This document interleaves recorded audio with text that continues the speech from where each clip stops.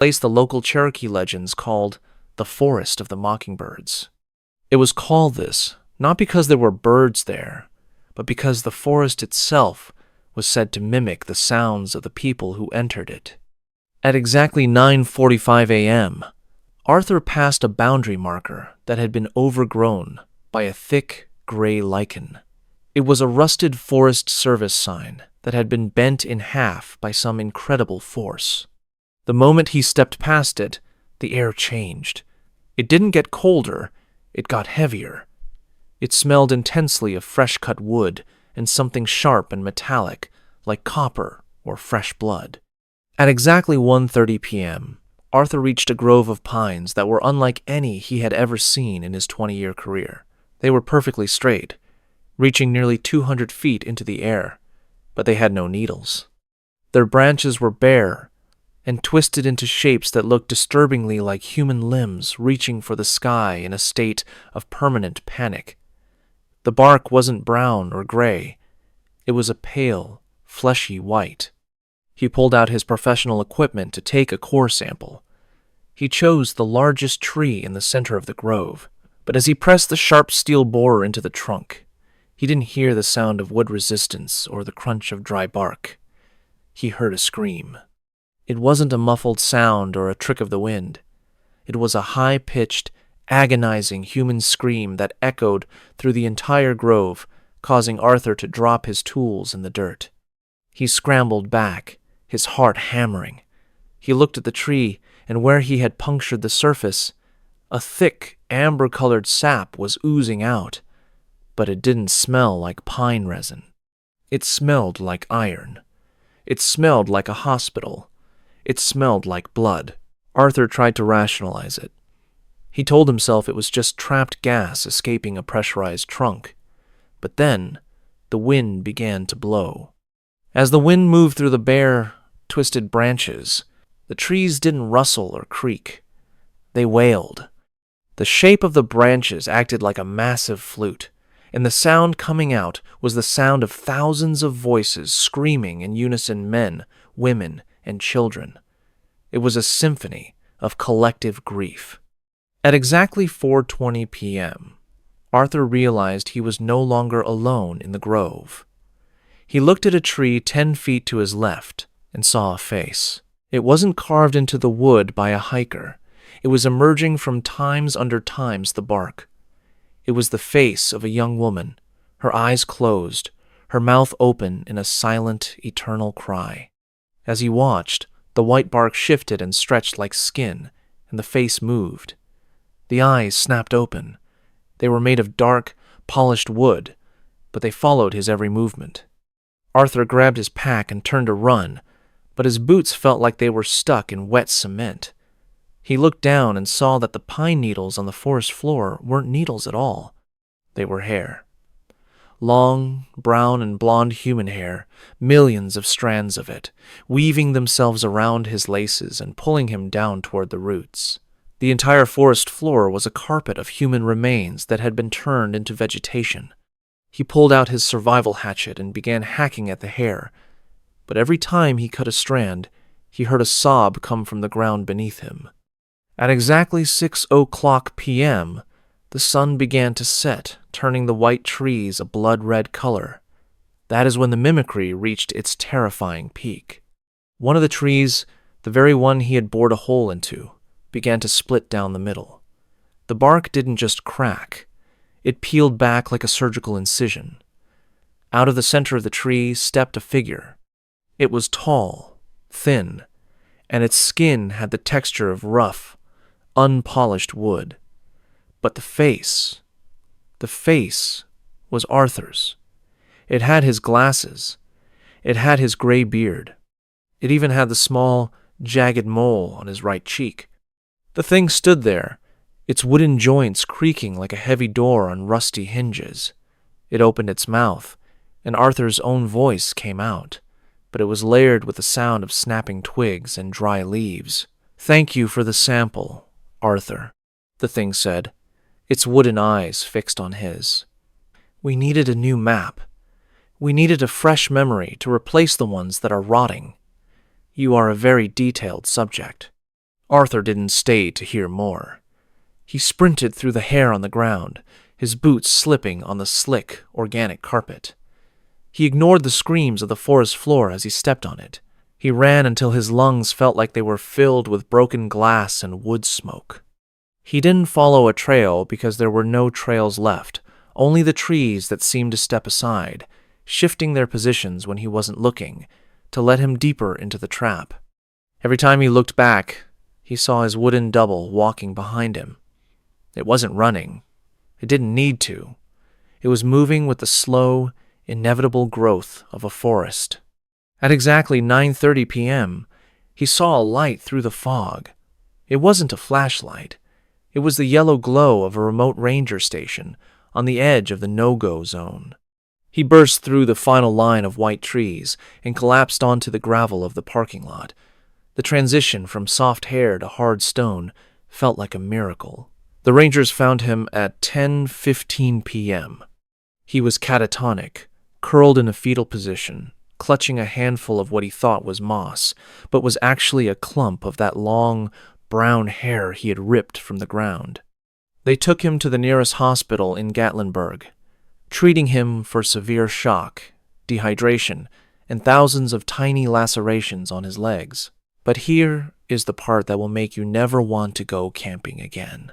When the doctors performed a routine X-ray of Arthur's chest to check for internal injuries from his fall, the room went silent. They didn't find lungs. They didn't find a ribcage.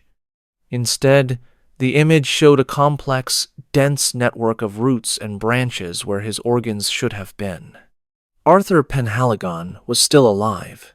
He was still talking, but his internal biology had been completely rewritten. He was being turned into a tree from the inside out. Arthur vanished from the hospital 3 days later. No one saw him leave. The security footage showed a man in Arthur's hospital gown walking out the front door at exactly 4:22 a.m. But as the man passed under the bright fluorescent lights of the parking lot, his skin didn't reflect the light. It absorbed it, like old, dry bark. And as he walked toward the tree line, his footsteps didn't make a sound on the pavement. If you go to the Great Smoky Mountains today, near the area of the Forest of the Mockingbirds, you might find a white tree that looks a little too much like a man. It won't have any needles. It will just have branches that look like reaching arms, and a small, circular hole in its chest, the exact spot where a core sample was once taken. And if the wind blows just right through those twisted limbs, you might hear a voice. It won't be a scream anymore. It will sound like a calm, educated man, a scientist, explaining the complex biology of the forest to an audience that isn't there. Do not stop to listen.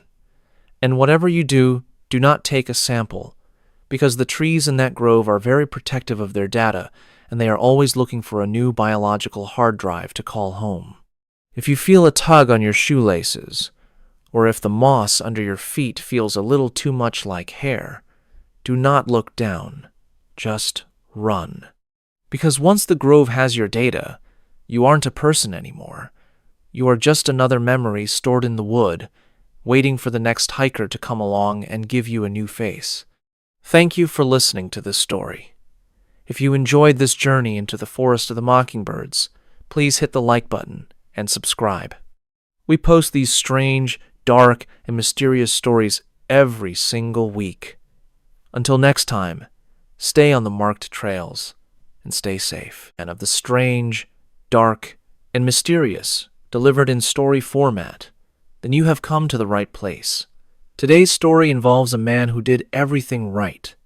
He was prepared, he was experienced, and he knew the rules of the wild. But as he was about to find out, the wilderness has its own set of rules, and those rules do not care about your experience or your gear. The date was November 3rd, 2025. The place was the high country of the Bitterroot National Forest in Montana. Now, for those of you who don't know, the Bitterroot is about as rugged as it gets. It is over 1.5 million acres of jagged granite peaks, deep canyons, and timber so thick you can't see 5 feet in front of your face. It is a place where people go to get lost, and unfortunately, a place where many stay lost forever. A 38-year-old man named Caleb Ross was what you would call an elite survivalist. We are not talking about a weekend warrior who bought some gear at a big box store because he watched a reality show. Caleb was a guy who would disappear into the mountains for weeks with nothing but a fixed blade knife, a ferro rod, and a wool blanket. He had navigated the swamps of Florida and survived the biting cold of the Alaskan interior. He was the kind of person who felt more at home in the woods than in a grocery store. At exactly 10:15 a.m., Caleb stepped off the marked trail near Trapper Peak. His plan was a 3-day solo cross-country trek. He wanted to test his ability to navigate without a GPS, relying only on a topographical map and his silver pocket compass. He wanted to feel that raw connection to the earth that only comes when you are truly isolated. The first few hours were perfect. The Montana air was crisp, the larch trees were a brilliant gold, and the only sound was the rhythmic crunch of frozen pine needles under his boots. Caleb was in his element. He felt invincible. But at exactly 4:44 p.m., as the sun began to slide behind the sharp ridges, the vibe of the forest shifted. It was like someone had flipped a switch from peaceful to predatory. Caleb stepped into a small, circular clearing. In the center of this clearing were 3 deer. Now, seeing deer in Montana is about as common as seeing a car in a parking lot. But these deer were wrong. They were standing in a perfect equilateral triangle, facing inward toward each other. Their heads were bowed low, their noses almost touching at a single point on the ground. They were completely motionless. Caleb stopped. He waited for them to bolt, for them to catch his scent. But they did not move. No ear flick, no tail twitch. They looked like taxidermy statues dropped into the middle of the wilderness. Caleb felt a wave of cold that had nothing to do with the temperature. He did not want to disturb whatever this was, so he backed away slowly, never taking his eyes off them, and took a long detour around the clearing. By 6:00 p.m., it was getting dark fast. Caleb found a suitable spot to hunker down under a massive rock overhang. He went through his routine, clearing the ground, gathering tinder, and striking a spark. But when he pulled out his silver pocket compass to check the wind direction for his fire, he saw something that made his stomach drop. The needle on his compass was not pointing north. It was not pointing anywhere. It was spinning. It was not a frantic, wild spin, either. It was moving slowly and rhythmically, almost like it was pulsing to the beat of a heart. Caleb shook the compass, thinking maybe the hinge was stuck. He checked for any metal objects nearby. Nothing. He tried to ignore it and focused on his fire. But as the flames started to grow, the forest went dead silent. If you've ever spent time in the woods, you know there is always a sound. A breeze in the needles, a distant owl, a cricket. But this was absolute, heavy silence. The kind of silence that feels like someone has placed their hands over your ears. Then, the whispering started. It did not come from the bushes. It sounded like it was coming from inside his own backpack, which was sitting 3 feet away from him.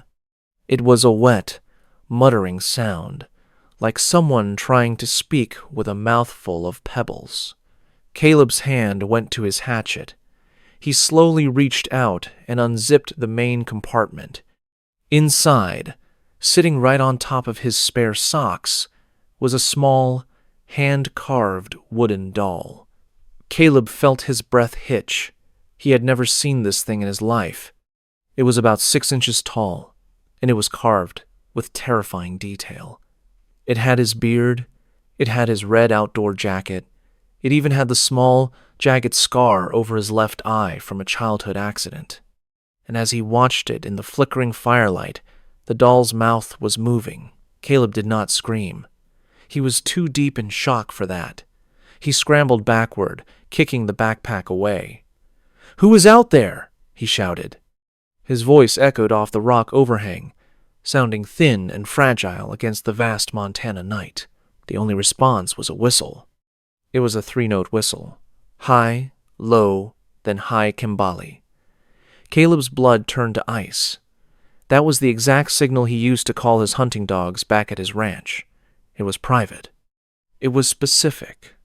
And someone, or Sesuatu, was using it against him in the middle of 1,000,000 acres of wilderness. At 2:22 a.m., Caleb woke up from a fitful sleep. His fire was out. Not just died down, but smothered. It looked like someone had poured a bucket of liquid ice over the coals. He reached for his flashlight, but when he clicked it on, the beam acted strangely. The light traveled about 3 feet and then just stopped, as if it was hitting a wall of solid black velvet. Within that tiny circle of light, he saw something that made his brain stall. Sitting 5 feet away from him were his boots, his heavy, leather hiking boots. They were standing upright, pointing directly at him. Caleb looked down at his own feet. He was barefoot. He had no memory of taking his boots off. He had no memory of placing them there. He looked at the boots again and realized they were not just his boots, they were newer times than his. The scuffs he had earned in Alaska were gone. They were perfect. He realized then that he was not just being hunted, he was being unmade. Piece by piece, the forest was taking his things and replacing them with versions that did not belong to him. He grabbed his wool blanket and his hatchet and started running. He did not care about navigation anymore. He just needed to move. But no matter which way he turned, no matter how many ridges he climbed or canyons he descended, he kept ending up back at the same rock overhang. 1 time, 2 times, 3 times. The 3rd time he arrived back at the camp, he saw his own backpack. But it was not his backpack. It was made of a material that looked like woven human hair. He did not open it. He just kept running. At 4:30 a.m., Caleb collapsed against a tree, his feet bleeding and his lungs burning. The 3-note whistle started again. This time, it was not coming from the distance. It was coming from right above him. He looked up into the branches of a massive ponderosa pine. Perched there, looking down at him, were the 3 deer from the clearing. They were crouching on the limbs like giant, gangly birds, their long legs folded in ways that should have been physically impossible. Their black, glassy eyes reflected the moonlight in a way that looked like static on a television screen. One of the deer opened its mouth. It did not make a sound like an animal. It spoke, and it spoke in Caleb's own voice. It said, "The rule of 3, Caleb. 3 minutes without air, 3 days without water, 3 steps until you belong to the forest." Caleb felt a sensation of something pulling at his skin. He looked at his hand, and for a split second, his fingers looked like they were made of wood. He was not just being hunted, he was being harvested. Caleb did not wait to hear more. He knew he was losing his mind or losing his soul, and he did not care which. He grabbed his emergency fuel canister, a small bottle of white gas, and poured it over a pile of dry brush. He struck his ferro rod with everything he had left. The explosion of orange flame ripped through that unnatural, inky darkness. For a split second, the world snapped back into focus. The deer were gone. The whispering stopped. The forest felt like a forest again. Caleb saw a gap in the trees that looked like a real path, and he ran. He ran until his heart felt like it was going to burst through his ribs. He did not stop until he felt the hard, cold sensation of asphalt under his feet. He had reached a Forest Service road. It was 7:15 a.m. He found his truck exactly where he had left it. He dove into the driver's seat, locked the doors, and drove until he saw a ranger station. He did not go inside to tell a story about monsters. He was a survivalist. He knew people would think he had a psychotic break from the isolation. He just grabbed the radio and called 911. When the authorities arrived, they found Caleb shivering in the back of his truck. He had mild hypothermia and some nasty cuts on his feet, but he was alive. One of the deputies, a guy named Miller who had known Caleb for years, walked up to him to give him a blanket. Miller paused and looked at Caleb's red jacket. "Hey, Caleb," he said, sounding confused. "When did you get the custom stitching done?" Caleb looked down. On the left breast of his jacket, where there used to be a professional brand logo, there were now words stitched into the fabric in thick, black thread. It was in Caleb's own handwriting. It read, "Asterisk, property of none, asterisk." Caleb did not say a word. He went home. He sold his ranch, and he moved to a high-rise apartment in the middle of a concrete city where he could not see a single tree from his window. He stayed away from anything green. But here's the part that keeps Caleb up at night. A few days after he got back, he was taking a shower and he looked in the bathroom mirror. The small, jagged scar over his left eye, the one he had carried since he was 10 years old, was gone. His skin was perfectly smooth, like a new piece of furniture. And when he finally got the courage to open his old hiking backpack to throw it away, he found something in the bottom. The wooden doll was gone. In its place were Tiga gold larch needles, laid out on the nylon fabric in a perfect, equilateral triangle. Caleb Ross never went back to the mountains, because he knows that out there, in the deep timber, you are not an elite survivalist. You are just a temporary occupant, and eventually, the host is going to want its house back. If you ever find yourself in the Bitterroot National Forest and the wind dies down, and you hear a 3-note whistle, do not whistle back. Just keep walking, because once they have your voice, they are coming for the rest of you. And the scary part is, you might not even realize you have been replaced until you look in the mirror and see a stranger's face with your own eyes. Now, you might think that was the end of the story, but about 2 weeks after Caleb Ross fled the Bitterroot, a team of Forest Service rangers went back to the area near Trapper Peak. They were looking for any signs of illegal camps or environmental damage. They found the rock overhang where Caleb had stayed.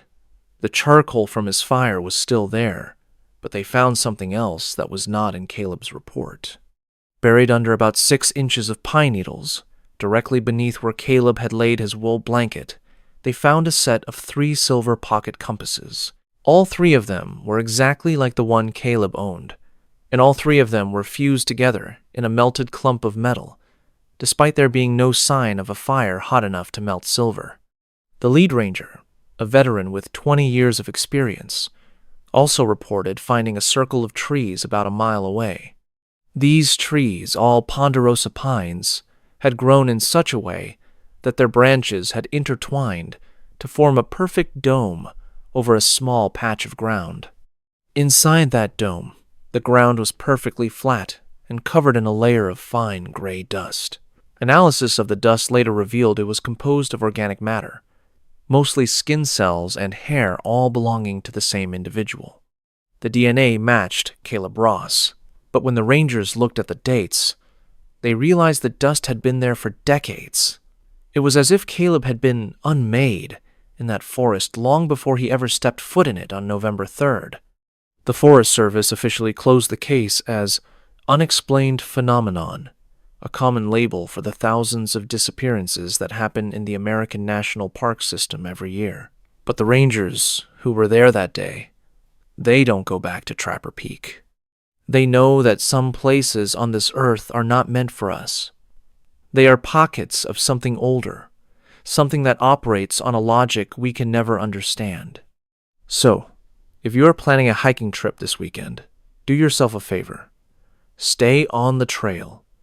Keep your GPS on, and if you see 3 deer standing in a triangle, don't stop to take a photo. Just turn around and go home. Because the forest is always watching, and it has a very long memory. And it is always looking for new pieces to add to its collection. This story serves as a reminder of the missing 411 phenomenon that has gripped the Pacific Northwest for years. People disappear in the woods under impossible circumstances, sometimes found miles away in areas they couldn't possibly have reached, or sometimes never found at all. Caleb Ross was one of the lucky ones. He got out. But did he really? If his scar is gone and his jacket is changed, who exactly is sitting in that high-rise apartment in the Midwest? We may never know. But the next time you are in the woods and you feel that sudden, heavy silence, just remember Caleb, and remember the rule of Tiga. 3 minutes without air, 3 days without water, and 3 steps until you are gone. Thank you for listening to this story. If you enjoyed it, please hit the like button and subscribe for more strange, dark, and mysterious content. We post stories like this every week. Until next time, stay safe out there. If you are a fan of the strange, dark, and mysterious delivered in story format, then you have come to the right place. Today's final story is the one that brings everything together. It is about a boundary, not a boundary on a map, and not a fence made of wire, but a boundary of reality itself. It is a story about a man who found a hole in the world, and once he looked inside, he realized the world had been looking at him his entire life. The date was December 12th, 2025. The place was the Gila Wilderness in New Mexico.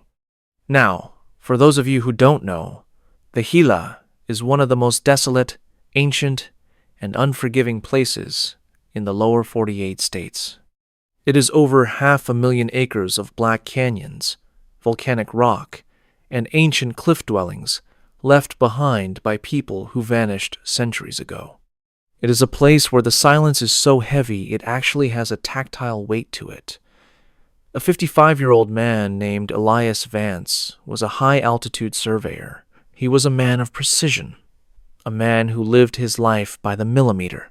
His job was to map anomalies in the terrain, basically. He went to the places that satellites couldn't quite see because of shadows, mineral deposits, or magnetic interference. Elias was a man of cold logic. He didn't believe in ghosts, and he certainly didn't believe in the local legends of the skinwalkers or the shimmering people that the locals whispered about in the diners of Silver City. To him, the world was a grid, and every grid had a coordinate that could be measured, categorized, and conquered. At exactly 8:15 a.m., Elias was hiking near the Mogollon Mountains, carrying a laser rangefinder worth $20,000. He pointed it at a massive canyon wall about 500 yards away to establish a baseline. The digital display should have flashed 500 meters. Instead, the screen flickered and read 0. He frowned, wiped the lens, recalibrated the device, and tried again. 0. He pointed it at a pine tree 3 feet away. 3 meters. He pointed it back at the distant, towering canyon wall. 0. It was as if, according to the physics of light and reflection, that massive wall of rock was standing right in front of his eyeballs. It was as if there was no space between him and the horizon.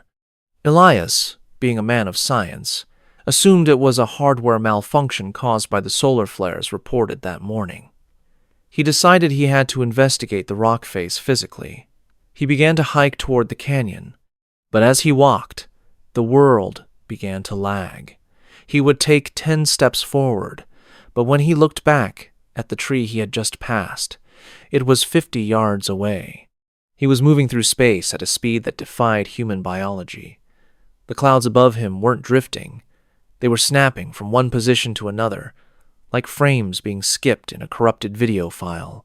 At exactly 11:45 a.m., Elias reached the base of the canyon wall, but as he got closer, his brain began to reject what his eyes were seeing. It wasn't rock. It wasn't basalt or granite. The wall was a vertical, vibrating surface of what looked like liquid mercury. It was perfectly smooth, reflecting the desert sky, but the reflection was wrong. In the mercury wall, the sun wasn't yellow. It was a deep, pulsing emerald green. The trees in the reflection had blue leaves, and the mountains behind him were shaped like perfect geometric pyramids. Elias reached out a gloved hand, his curiosity overriding his survival instinct. He expected to touch cold, hard stone or wet liquid, but his hand didn't hit a surface. It just disappeared. He felt a sensation of pins and needles, like his arm had fallen asleep, but 1,000 times more intense. He pulled his hand back, and his heavy-duty work glove was gone. Not torn, not cut, just erased. Where his hand should have been, his skin was now covered in a layer of shifting, iridescent scales that looked like a bird's wing. He didn't feel pain. He felt a sudden, overwhelming sense of clarity. He felt like he could see the code behind the air. At exactly 1:20 p.m., Elias noticed something moving inside the mercury wall. A figure was walking toward him from the other side. It was a man. As the figure got closer, Elias realized the man was wearing a surveyor's uniform identical to his own. He was carrying the same laser rangefinder. He had the same gray stubble, the same tired eyes, and the same small scar on his chin from a childhood fall. The man on the other side stopped and looked at Elias. But he didn't look scared. He looked disappointed, like a baker looking at a burnt loaf of bread. The double reached out and touched the surface of the wall from the other side. When his hand passed through the silver film, it came out looking exactly like Elias's original hand, with the glove still on. The two men were standing inches apart, separated by a thin, vibrating membrane of elsewhere. "You weren't supposed to find the seam," the double said. His voice didn't come from his mouth. It came from the speakers of the rangefinder hanging around Elias's neck. It was a synthesized, hollow version of his own voice. "The grid is being updated. You are part of the old version. You are redundant data." Elias tried to scream, but he realized his mouth was no longer there. His face was becoming smooth and featureless, like the surface of the mercury wall. He looked down at his body and saw that he was dissolving into a stream of silver numbers, geometric shapes, and lines of glowing green text. He wasn't dying. He was being recalculated. He was being moved to a different folder. At exactly 3:30 p.m., the emerald sun in the reflection began to set.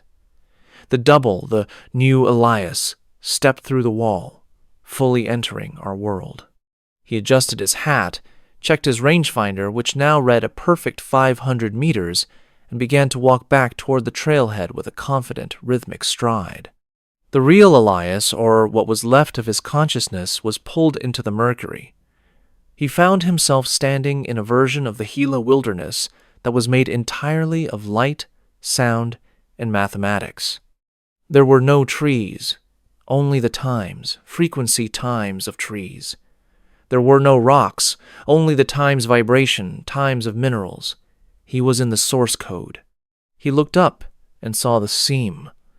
It was a giant, glowing golden zipper that stretched across the entire sky, from horizon to horizon. And through the zipper, he could see the world he had just left. It was like looking through a window into a house he no longer lived in. He saw his double reaching his truck. He saw his double driving back to the surveyor's office in Silver City. He saw his double walking into his home, hugging his wife, and eating a dinner of beef stew. And then, the horror truly set in. The double stopped eating, looked directly into the kitchen window as if looking through the seam, and straight at the real Elias trapped in the light, and he smiled. The double mouthed one word: archived. Elias Vance was never reported missing. He never became a statistic in a missing 411 book, because as far as the world, his family, and the government were concerned, Elias Vance never left. He returned from his trip, he finished his maps, and he lived another 30 years before dying peacefully in his sleep, surrounded by his grandchildren. But the surveyors who inherited Elias's old equipment years later noticed something strange. Every map Elias made after that trip in December 2025 was perfect. They were too perfect.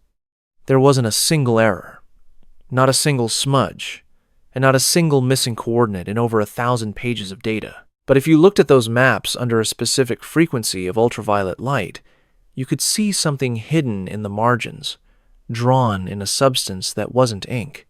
There were thousands of tiny, hand-drawn symbols that looked like eyes, and every single eye was looking toward the center of the map, where a single coordinate was marked with a 0. If you ever find yourself in the Gila Wilderness, or the Smokies, or the Olympic Peninsula, and your GPS starts giving you impossible readings if it tells you that the mountain 10 miles away is actually 0 inches from your face, do not keep walking. If you see a wall of rock that looks a little too much like a mirror, or if the trees start to sound like your own mother calling your name, turn around. Do not try to touch your reflection, because the grid is always being updated. The universe is constantly cleaning its hard drive, and if the system finds 2 versions of the same file, it has to decide which one is the master and which one is the backup. There are places in this world where the render distance is short and the seams are thin. We call them national parks. We call them wilderness. We think we go there to find ourselves. But the things on the other side, they go there to find times us asterisk. To them, we aren't people. We are just data points. And sometimes, data needs to be refreshed. Elias Vance is still there, in the Gila. He isn't a man anymore. He is the sound of the wind through the canyons. He is the static on your radio. He is the reason your compass spins when it should be still. He is archived, waiting for the next update, waiting for the system to crash so he can finally step back through the seam. Until then, stay safe, stay on the grid, and whatever you do, do not look at the 0. Because once you see the hole in the world realizes there is a hole in you. Thank you for joining us for this marathon of the strange, dark, and mysterious. If you enjoyed these 5 stories, please hit the like button and subscribe. We post these journeys into the unknown every single week. Until next time, keep your signals strong and your eyes on the trail, because you never know when you might step off the map and into the bin. Good night. If you are a fan of the strange, dark, and mysterious delivered in story format, then you have come to the right place. Today's story is about a place where the trees don't just grow, they remember. And sometimes, they decide that the best way to preserve a memory is to become the person who made it. This is a story that suggests the missing persons cases in our national parks aren't always about people who died, but people who were simply repurposed by a biology we don't yet understand. The date was May 12th, 2025. The place was a dense, fog-heavy pocket of the Great Smoky Mountains in Tennessee.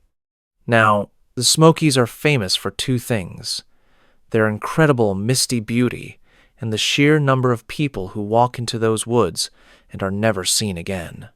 It is a place of deep, ancient hollows where the sun barely touches the forest floor. A 49-year-old man named Dr. Arthur Penhaligon was a world-renowned dendrologist. This means he didn't just look at trees. He studied their cellular memory, their chemical communication, and their ancient history. He was a man of cold, hard science. He wasn't interested in the local folklore about spirits or haints in the woods. He was interested in the data. Arthur had a radical theory. He believed that certain ancient groves of pines could act as a biological hard drive, storing chemical data from every creature that passed by them for thousands of years. He believed trees could download the environment. To prove this, he ventured into a no-go zone of the park. If you are a fan of the strange, dark, and mysterious delivered in story format, then you have come to the right place. Today's story is about a group of friends who wanted to escape the noise of the digital world, only to find themselves trapped in a place where the laws of physics, the flow of time, and the very fabric of their existence had been moved to a trash folder.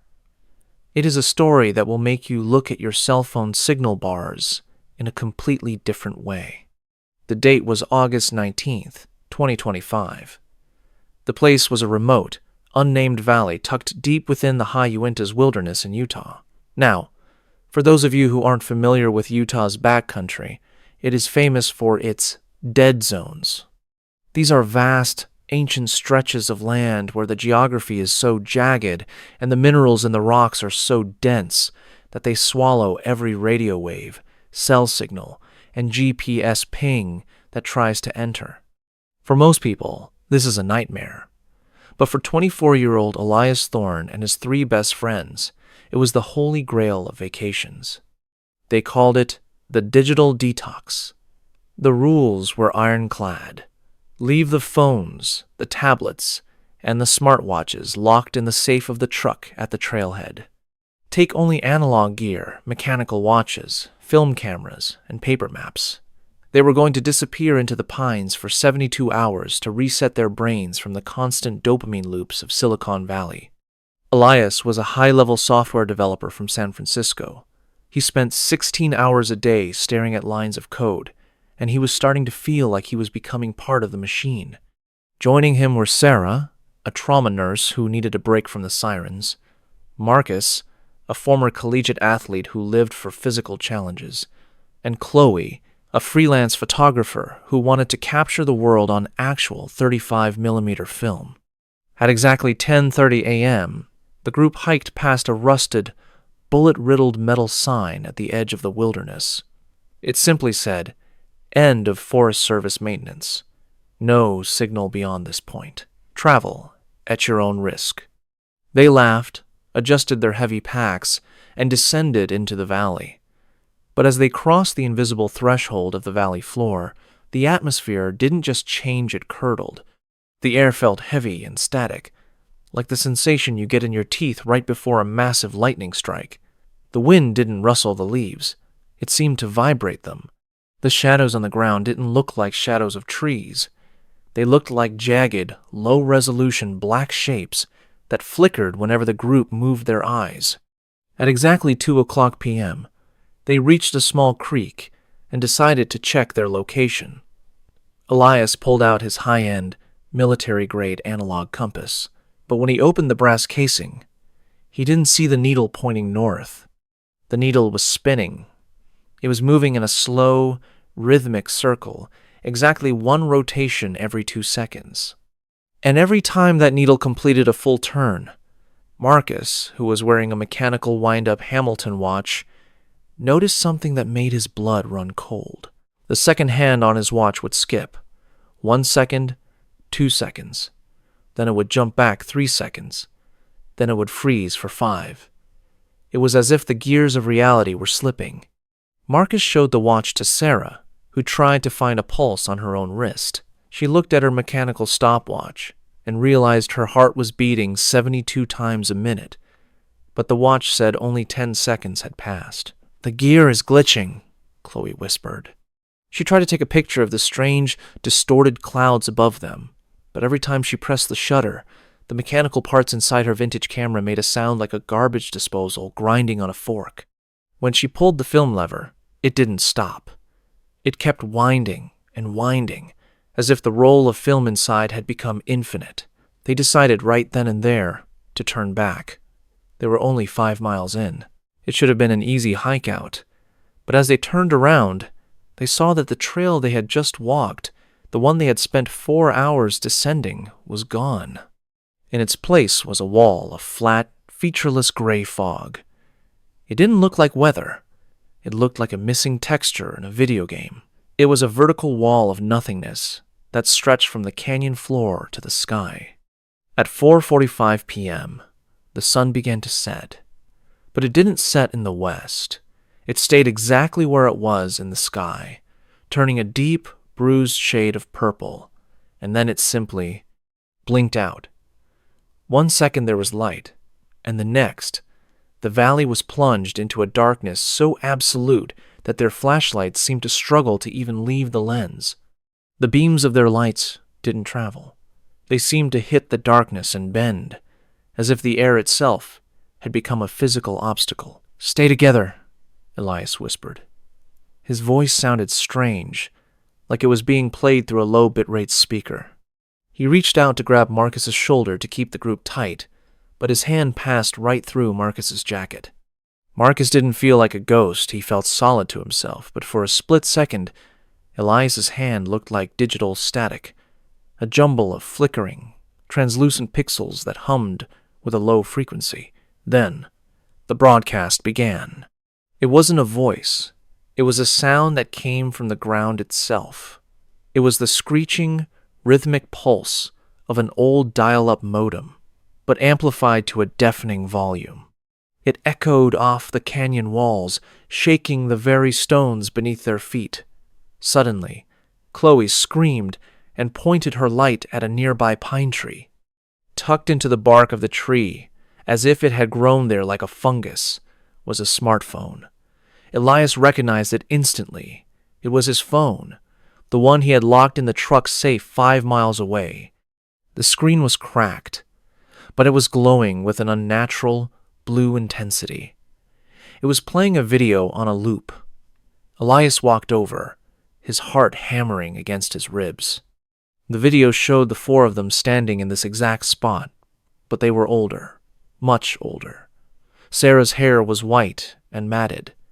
Marcus was missing his left arm, the stump cauterized by something blue. They were sitting around a campfire that burned with a blue, cold flame that cast no shadows. The Elias in the video looked directly into the camera lens and spoke. His voice was a layered mess of thousands of different tones. "It is 8:12 p.m., the video Elias said. "We have been in the buffer for 19,000 days. If you are watching this, do not look at the moon. The moon is the eye of the compiler. If you look at it, you will be rendered." Everyone instinctively looked up. There was no moon. In its place was a giant, glowing white circle with a spinning, loading icon in the center, rotating slowly against the black sky. It was miles wide, pulsing with a pale light that made the trees below look like wireframe models. Panic, raw and primal, took over. Marcus, the athlete, couldn't take the sensory overload. The sound of the modem was drilling into his skull. He started running toward the gray fog, screaming for his mother, screaming for anyone. The others tried to catch him, but he was too fast. His movements were jagged, as if he were skipping frames in a movie. He disappeared into the mist at exactly 9:00 p.m. A second later, his voice boomed over an invisible speaker system that seemed to fill the entire valley. It was Marcus's voice, but it was coming from every direction at once. "Help! I found the exit!" "It is right." The voice didn't trail off. It shattered into a sharp burst of white noise. A sound so loud, it knocked Elias and the girls to the ground. Elias, Sarah, and Chloe huddled together under the rock overhang. They realized then that this valley wasn't a sanctuary. It was the recycle bin of the universe. This was where reality dumped the glitches, the people, the objects, and the moments that didn't fit the code of the world anymore. They looked around and saw that the pines were no longer pines. They were columns of green light, flickering between different shades of emerald and lime. At 3:00 a.m., the static sound finally stopped. The fog cleared for a moment, revealing the true nature of the valley. It wasn't full of trees anymore. It was a vast, endless field of rusted metal towers, thousands of them, reaching miles into the purple sky. Each tower was covered in thousands of tiny, glowing ports. And hanging from these towers, suspended by glowing red wires that entered the base of their skulls, were thousands of people. Their eyes were open. They were flickering with that same red light. They were being processed, their memories and their data being harvested to feed the world outside.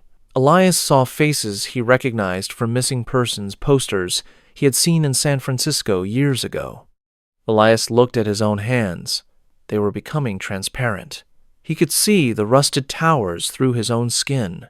His blood vessels looked like fiber optic cables. "We have to leave," he said, his voice now sounding like a distorted robotic growl. "We have to force a reset. We are a script that has gone wrong. We need to crash the system." He remembered a theory he'd read about in graduate school about how systems react to a critical error. If a piece of data becomes too corrupted, the system tries to eject it before it infects the rest of the drive. He grabbed a high-intensity flare from his pack. He didn't aim it at the sky. He aimed it at the ground, at the exact spot where the modem sound was loudest, where a cluster of blue wires was emerging from the dirt. "When I fire this, run toward the light. Do not look back, and do not think about anything but the parking lot," Elias yelled. He pulled the trigger. The flare hit the ground, but instead of an explosion of fire, it created a tear. It looked like a hole ripped in a photograph, showing the white paper underneath. Through the tear, Elias could see the trailhead parking lot. He could see the morning sun hitting the dust on his truck. He could see a ranger driving past in a green pickup. "Jump!" Sarah and Chloe dove into the tear. Elias followed, but as he moved, he felt something grab his ankle. He looked down and saw a hand made of static reaching out from the ground. It was Marcus. Or at least, it was what was left of Marcus's data. The thing that used to be Marcus tried to pull him back into the bin. Elias kicked it away, feeling a sensation like his entire body was being compressed through a needle. His vision turned into a sea of green code, then white, then nothing. He woke up on the gravel of the parking lot at exactly 10:30 a.m., the precise time they had originally arrived to start their hike. The mountain air was normal. His heart was beating at a normal rate. His friends were there, gasping, vomiting from the transition. Sarah was crying, clutching her own hair to make sure it was real. Chloe was shaking her camera, which was now empty of film. They were safe. The sun was warm. The birds were actually singing. The silence was just silence. But when Elias reached into his pocket to find his truck keys, he felt something else. He pulled it out. It was Marcus's Hamilton watch. The glass was shattered. The hands were spinning backwards so fast they were a blur, emitting a faint, high-pitched whine. And Marcus was gone. He wasn't in the truck. He wasn't on the trail. He wasn't in the bathroom, at the trailhead. Elias ran to the truck safe and ripped it open. His phone was there, exactly where he'd left it. It was cold to the touch. He turned it on and went to his photo gallery to show the police. But in every single photo from their childhood, from college, from the party last Christmas, and even from that morning, there were only 3 people: Sarah, Chloe, and Elias. There was always a gap, a space where a 4th person should have been standing. In their graduation photo, Sarah and Elias were holding hands with an invisible man. The space where Marcus should have been was just a blur of empty background. Marcus hadn't just died. He had been deleted from the history of the world. Even his parents, when Elias called them from the ranger station, didn't know who Marcus was. They told Elias he must be confused or stressed from work. They said they only had a daughter. The police took a report, but they treated it as a mental health crisis. They looked at the 3 of them like they were on drugs. How do you report a missing person who never existed? Elias Thorne never went back to the mountains. He quit his job in San Francisco. He moved into an apartment in the loudest, most electronically dense part of downtown Seattle, directly underneath a massive 5G cell tower. He keeps every light in his house on. He keeps 3 radios playing different stations at once. He has 4 different internet providers. He wants the noise. He wants the signal. He wants to be so deeply connected to the network that the universe can never mistake him for a glitch again. Because he knows that in the quiet places, where the bars on your phone drop to 0, the world stops being real. He knows that the wilderness isn't just nature, it's a gap in the coverage. And if you stay in those gaps too long, the compiler might just decide you are a piece of corrupted code that needs to be removed. If you ever find yourself on a trail and your watch starts to skip, or if you look up and the moon looks just a little too sharp, a little too white, don't wait for the sun to set. Run. Do not look back at the fog, because once you enter the sanctuary, there is no undo button. You won't just die. You will never have been born. The last thing Elias saw before he left the valley was his own name on a screen, highlighted in red, with a small cursor blinking next to it. The cursor was moving toward the backspace key.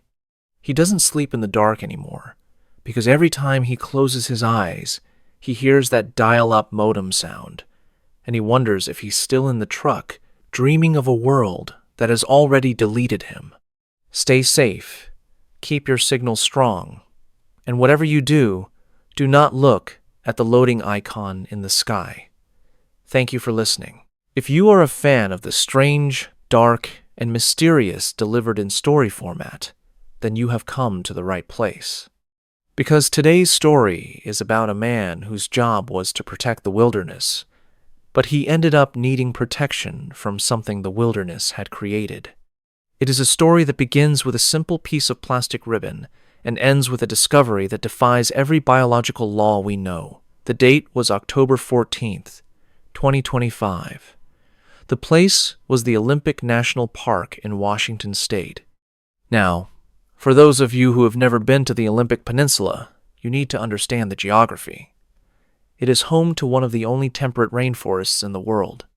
It is a place of ancient moss, towering Sitka spruces that are hundreds of years old, and a fog so thick it feels like you are walking through wet wool.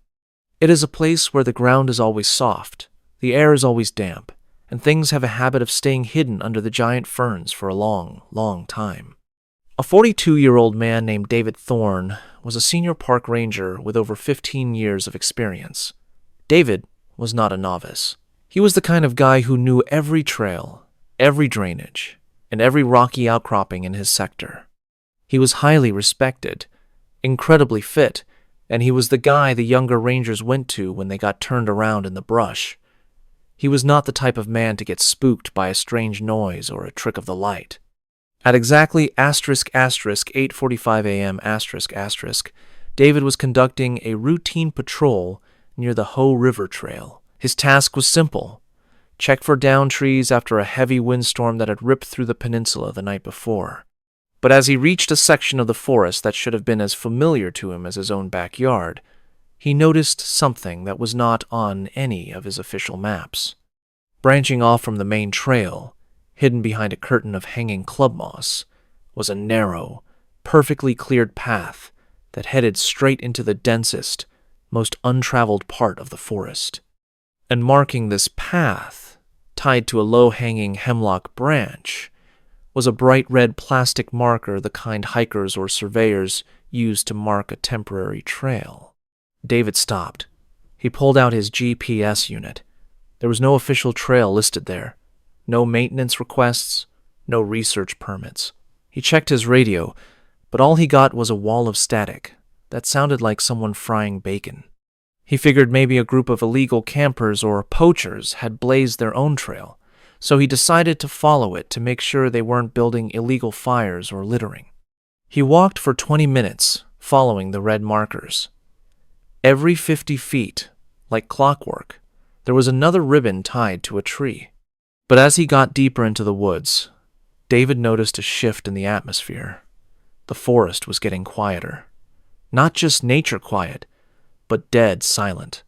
The birds had stopped singing. The wind had stopped moving the canopy. Even the sound of his own heavy boots hitting the soft earth seemed to be swallowed up by the moss. At exactly **10:32 a.m., David reached for one of the red markers to tear it down. But as his fingers made contact with the material, he recoiled in pure, instinctual disgust. It wasn't plastic. It wasn't vinyl. It felt warm to the touch. It was slightly damp and had a texture that was strangely fibrous, like a strip of raw, sun-dried steak. David's heart began to pick up speed. He pulled out his pocket knife and sliced a small piece of the ribbon. Instead of shredding like plastic, the marker began to bleed. A thick, dark crimson fluid, almost black, oozed out of the cut, dripping slowly onto the mossy ground. David watched, mesmerized and horrified, as the liquid didn't just sit there. It seemed to be absorbed by the moss with a faint, slurping sound. He looked ahead and saw that the trail was changing. The markers weren't just tied to the trees anymore. The red material was now growing out of the bark itself, winding around the trunks like massive, pulsating veins. The further the trail went, the more it looked like the forest was being covered in a layer of living, breathing muscle. David decided right then that he had seen enough. He was a professional, and his gut was screaming at him to get out. He turned around to head back to the main Ho River Trail, but when he turned, the path he had just walked was gone. In its place was a wall of thick, pulsating red vines that had grown across the gap in a matter of minutes. They were wet, slick, and moved with a slow, peristaltic motion, like an esophagus. He looked at his watch. It was asterisk 11:15 a.m. asterisk. He looked at his compass, but the needle was useless. It was pointing toward the center of the red trail. No matter which way he turned his body, he was being pulled inward. With no other choice, David kept moving forward, deeper into the core. As he walked, the ground beneath his boots started to feel soft, not like mud or peat, but like stepping on a mattress. Every time he took a step, the ground would groan, and a faint, rhythmic thumping could be felt through the thick soles of his boots. It was a vibration that traveled up his legs and settled in his chest. It was a heartbeat, a massive, subterranean heartbeat that seemed to encompass the entire valley. At asterisk 1:45 p.m. asterisk, David stumbled into a wide clearing. In the center of this clearing was a large, humped shape covered in a thick, matted layer of the red muscle fibers and gray lichen. As he got closer, his brain struggled to process what he was seeing. It was a vehicle. It was an old Forest Service truck, a 1991 Ford, its white paint barely visible under the red growth. He recognized the unit number on the door, 704. David's breath hitched. He knew that number. Unit 704 belonged to a ranger named Elias Vance. Elias had gone missing in this exact sector in October of asterisk 1994 for 30 years. The search for Elias Vance had been one of the biggest cold cases in Washington history. They had found nothing, no clothes, no truck, no tracks. The truck was suspended 3 feet off the ground by the red veins, which had grown through the windows, the tires, and the engine block, anchoring it like a fly in a spider's web. David forced the rusted door open. The interior of the truck didn't smell like rot. It smelled like ozone and iron. Sitting in the driver's seat was a figure. It wasn't a skeleton. It was a man, or what used to be a man. He was completely encased in the red fibers, his skin replaced by that same raw, muscular texture. His eyes were wide open, but they weren't human eyes anymore. They were flickering red orbs that pulsed in time with the heartbeat of the forest. The figure's mouth opened, and a sound came out. It wasn't a voice. It was the sound of a radio transmission. Specifically, it was the sound of David's own radio call from 10 minutes ago. It played back his own heavy breathing and the sound of his boots on the moss with perfect digital clarity. Observation number 8. A voice whispered from the dashboard of the truck. It was David's own voice, but it sounded older, more tired, as if it had been speaking for 1,000 years. Subject Thorn has reached the core. Initiation beginning.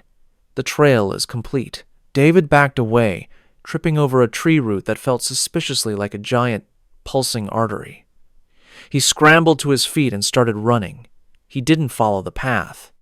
He crashed through the brush, ignoring the thorns that tore at his uniform and the mud that threatened to pull his boots off. He just needed to get away from the red. But as he ran, he realized the red was everywhere. It was in the moss. It was under the bark of every tree. It was even starting to appear on his own hands. Small, thin, red threads were beginning to sprout from under his fingernails, reaching out like tiny tentacles. At exactly 4:22 p.m., just as the sun was beginning to fail, David saw a flash of blue. It was the trailhead sign for the Ho River. He burst out of the brush and collapsed onto the gravel. He didn't look back. He didn't check his gear. He jumped into his truck, started the engine, and drove until he reached the nearest hospital in Port Angeles. When the doctors examined him, they found something that made them call the CDC. David was physically fine, except for one thing. His blood chemistry had been completely rewritten. He had gone into the woods as type O positive.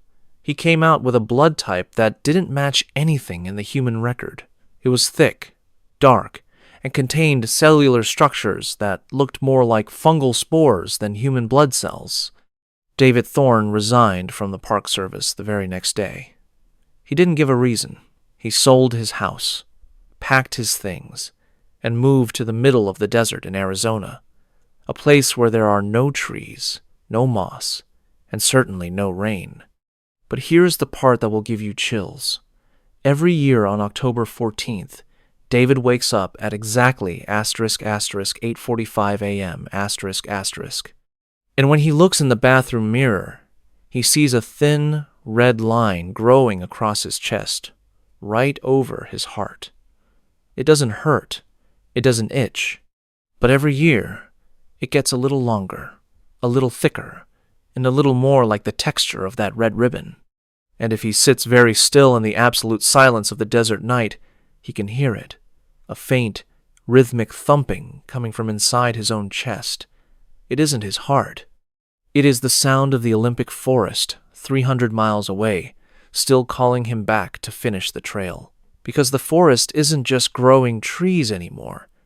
It is growing a map, and it is always looking for new muscle to expand its borders. If you are ever hiking in the Pacific Northwest and you see a bright red marker on a trail that isn't on your map, do not follow it. Do not touch it. And for heaven's sake, do not think you are the one doing the exploring. Because in the Ho rainforest, the trail is the one exploring you. Now, you might think the Forest Service just let this go. But in November of **2025**, a specialized team was sent back into the area where David Thorne had reported the red trail. They were equipped with hazmat suits and high-frequency scanners. They found the clearing. They found the truck, Unit 704. But the truck was empty. There was no sign of Elias Vance, and more importantly, there was no sign of the red muscle fibers. The forest looked perfectly normal, just moss, trees, and dirt.